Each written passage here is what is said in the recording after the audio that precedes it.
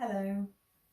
This next session of your wheel practice is going to be focusing more on the hips. So we started in the first session thinking about back, opening out, and just getting used to using your wheel. So with that in mind, let's come around to sit sideways on your mat. We're just going to bring the wheel in between the legs with the soles of the feet together. So we're starting to take your legs into like a long diamond shape. Now this is a little bit like a modified Baddha cobbler pose. So the soles of the feet might be completely together, or you might just have the outside edges of the feet together, whatever is comfortable. Let's find where the sit bones root down, nice long spine. I'm going to place the wheel in between the knees, just holding on to our shins here. Now as you inhale, think about drawing that chest up, sending the sit bones down. As we exhale, little fold forward from the hips. So thinking about a hinge rather than taking this into the back. And by doing this, we might start to rest perhaps the upper body, perhaps the arms, just on our wheel. So we're not going too deep just now, we're just going to check in with the hips, see how they're feeling.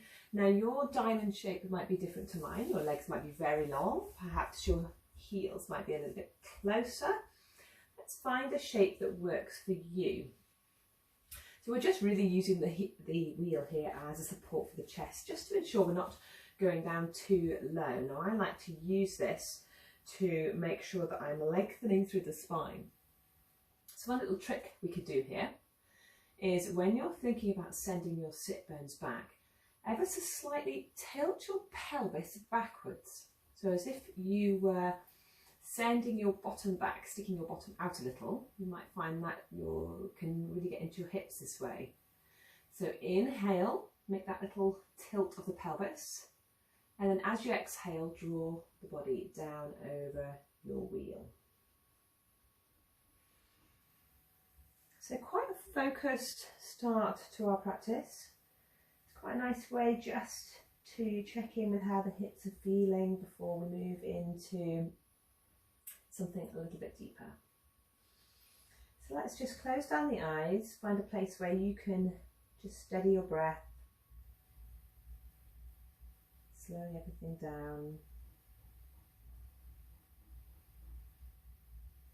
Maybe already starting to notice a little bit of release here.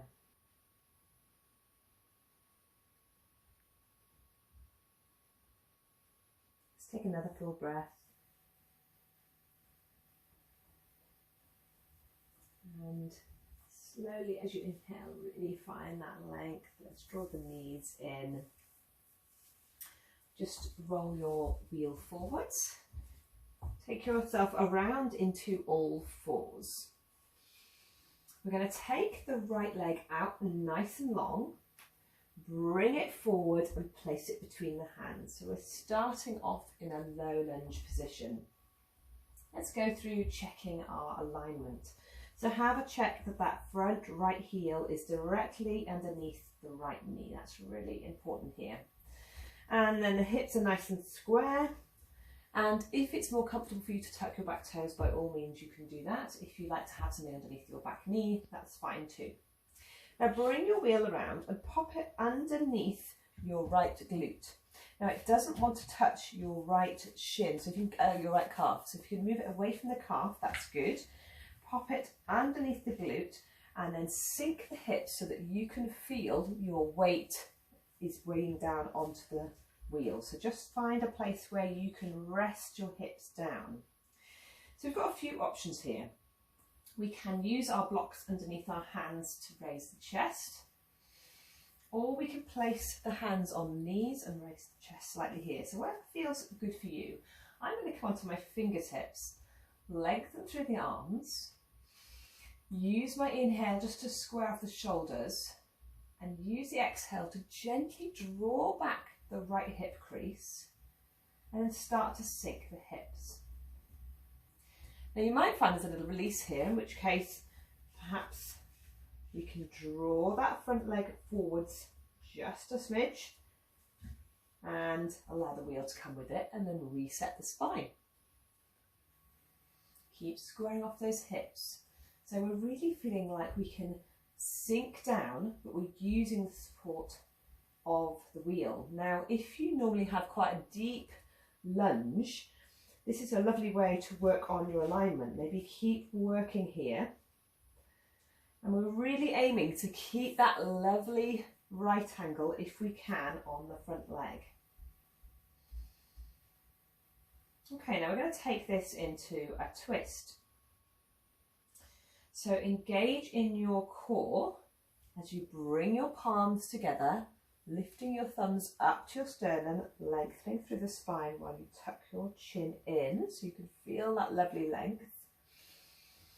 As you exhale, very slowly, keeping your thumbs on your sternum, we're going to turn the shoulders to the right. Now, because you've got your weight weighing down and using the connection onto the wheel, we know that we're not going to be twisting at the lower body. We're keeping that lower body nice and rooted down onto the mat. You're using the breath to lengthen, keeping your thumbs on the sternum all the time. Start to draw the right shoulder back, looking over your right shoulder if that's comfortable. Taking another breath here. And very slowly, with control, come back to centre. Let's frame that right foot with the hands. Tuck the left toes under and lift the left knee. So we're now in a high lunge. By all means, make any changes you need to. Let's go through the same thing. So just alter where that wheel is so that you can get the maximum stretch here. So really feel like you're tucking those left toes under, and I want you to see if you can stack that left heel on top of the left toes. So if you've gone back, can we draw it forward so that all the weight is going down into the toes? We've got a nice even distribution of weight. We're really squaring those hips off, so you might feel this is getting quite strong now. Looks so simple. Keeping the connection with the wheel as best you can. Take an inhale here. Engage in your core, bring your thumbs to your heart centre, and once more draw the body up. And as we exhale, we're going to go through that twist in your high lunge once more. So keep your breath nice and steady here. One more breath. Slowly bring yourself back to centre, placing the hands down each side of that right foot, lowering the left knee, and we're going to take a runner's stretch now. So as we sink back with the hips, we're going to do a runner's stretch, but keeping the wheel underneath the thigh. So that's a nice way just to open out. Now you can roll backwards and forwards here. So this is a good way to roll out the muscle, just to release tension. Also get into some of the deeper fascia here. So I'm going to try and keep that front leg straight as I can. So the heel is coming off the mat a little bit. That's what's allowing me to roll backwards and forwards. You can make this movement quite big, but don't go under the knee. So we're just rolling underneath that right glute, right the way through the hamstring. Just keeping stability here before you place down the right foot. Just remove your wheel for a moment. Place the hands and knees back on the mat. Send the hips back. Let's make sure we can just stretch out before we move to the other side. So stretch the arms out long. Come onto the fingertips. As you sink the hips back, see if you can root your hips down to your heels as best you can, keeping the elbows, the armpits and the wrists raised. Exhale, let the forehead come down in the direction of the mat. So we're just opening out the chest here, releasing any tension in the lower back.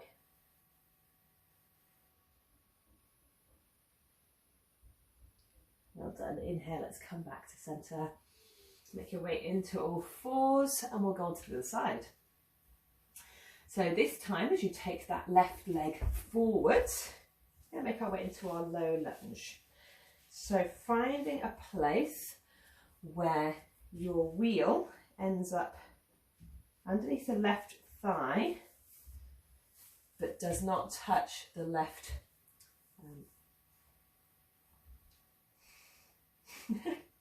calf. Sorry, forgot what that was called just then. Okay, so square off, sort your alignment so you're nice and steady and you feel stable, because we know that we're going to be sending that weight down, particularly into the left leg, working into that left hip. So really square those shoulders off, sink the hips down. Maybe exploring if there's a little bit of movement here. Start to draw back that left hip so that they're really squaring off. And as you engage by drawing back that left hip, you'll find that actually there might be a little bit more movement. You might need to stay with your breath a little bit more here. Try to relax the shoulders. So if there's any gripping in the shoulders, take your hands on a block or bring your hands onto the knee and raise the chest, wherever's most comfortable for you here.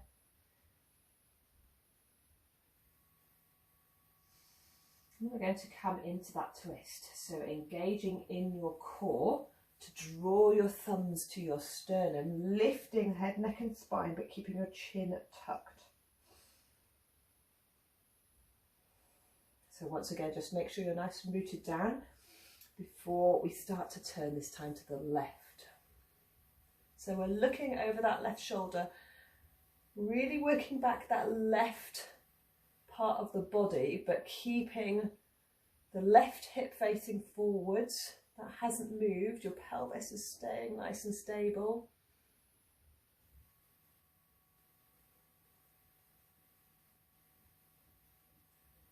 And then as we exhale, bring yourself back to center. Let's frame that left foot with the hands once more. We're going to come into our high lunge. So as we tuck the right toes under, draw that right leg long. So because you've worked your right leg, this might feel a little bit different on this side. So just roll forwards and back to make sure you can get that alignment of the right heel over the right toes. That's going to bring you the maximum strength and length through that right leg. Find space and sink down the hips once more. So we're just working exactly the same but in a high lunge here.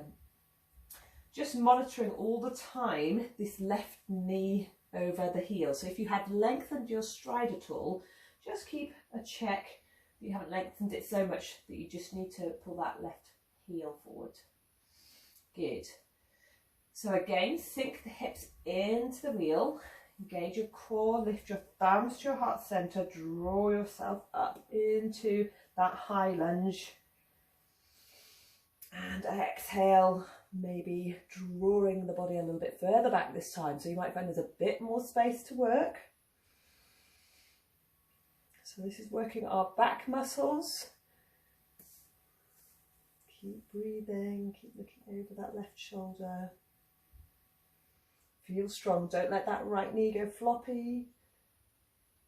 Exhale to frame that left foot once more as you come back to center. We're going to go through the runner's stretch. So as you drop the left knee, start to walk the hands back as you lengthen through the, drop the right knee, lengthen through the left leg, and we're going to roll through the quad of the left leg. So you may need bring your wheel back a little bit like I do. So find a place where you can really get into that muscle.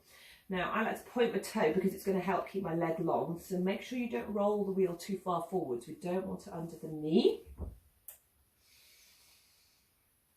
And just sink your hips once more. That's going to, if anybody who's worked with a foam roller will be reasonably familiar with this feeling as we roll out the muscle.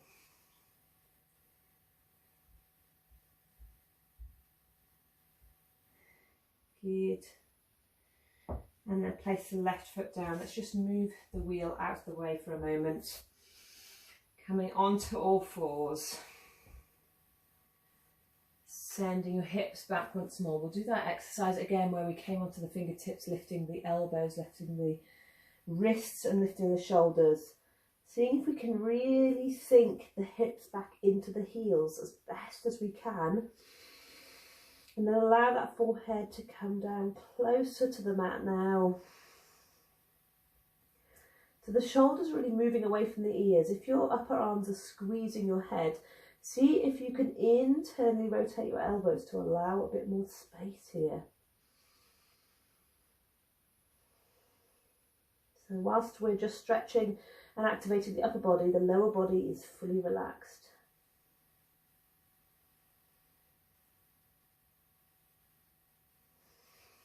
Look up towards your fingers. Send the body forwards. Let's come back into the all fours, into the cross-leg position. So in Sukhasana, you've got a couple of options here. We can stay in Sukhasana with the legs crossed, or you can come up with your feet together in Baddha Konasana. So choose whichever option you like, because we're going to come to a forward fold. Now, if you find that when you're in cobbler pose, a forward fold is pretty inaccessible for you, then I'd recommend that you start with your legs in Sukhasana. See how that feels first. So I'll start with that option, and you can take whichever works best for you. Whichever option you've decided to take, we need those sit bones to be really nice and rooted so we can get the maximum length through the spine. Placing the hands onto the wheel, start to walk the hands forward. Chest, inhale, lifts. As I exhale, we're coming further forwards, allowing that chest to come down. So very similar now to the action that we've been doing in our child's pose, but we're keeping those sit bones rooted down, but this time we may be getting a little bit deeper into the hips. So visualizing those hips nice and stable. Start to dial your elbows down towards the mat. So rather than poking out to the side, see if you can dial them down towards the mat. Inhale, lengthen, exhale, maybe come a little deeper. Try to relax the jaw, part the teeth here, no gripping.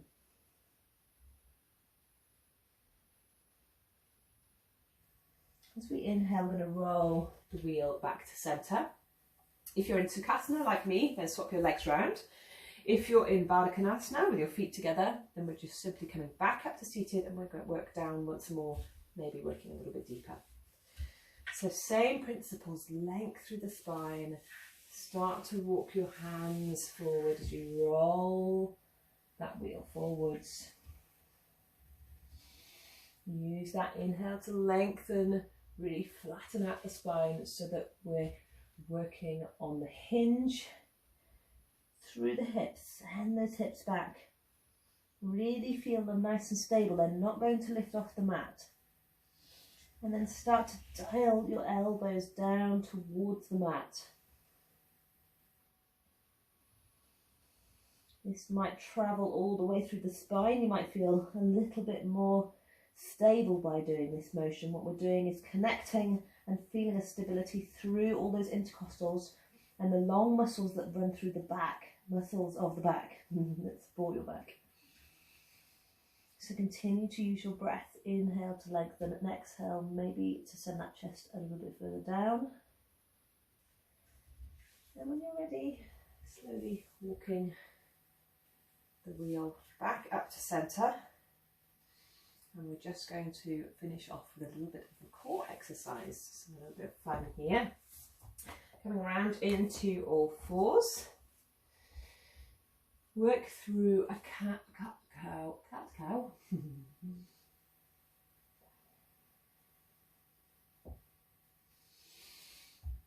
Just release the spine before taking yourself with your hands on the wheel. Now, make sure your knees are securely on the mat, so we're in on all fours. And with the hands on the wheel, we're going to start to roll forwards, just as we did before. But this time, as you hold the wheel, keep your shoulders on top of your wrists and send your hips forward. So we're trying to come to this half plank position, trying to make a line between the crown of the head and the knees. So we're really putting the weight down onto the wheel. So you can feel your hips probably dropping forwards and pressure on the wheel. Don't worry about the wheel, it's not going to break, I promise you. And sit yourself back. Okay, so we're now going to try working in a full plank. So for this, we need to tuck the toes, place the hands once more on the wheel. You can hold them out to the side or flat, whatever works for you. Keeping that strength from the shoulders down to the wrists. Come forwards as we did before, but this time we're going to lift the knees and come to your full plank. Now look down if you can towards your wheel, lengthen through the crown of the head. So you're having to work your balance as well as your strength here. Just for a couple of breaths. Slowly lower the knees, send the hips back, just stretch through the upper body. We'll do some more core exercises in another session, but I just wanted to introduce the plank into this session. Well done. So a short session just working on hips and starting to introduce how we can use the wheel to help us with our core exercises. Thank you very much for joining me. Namaste.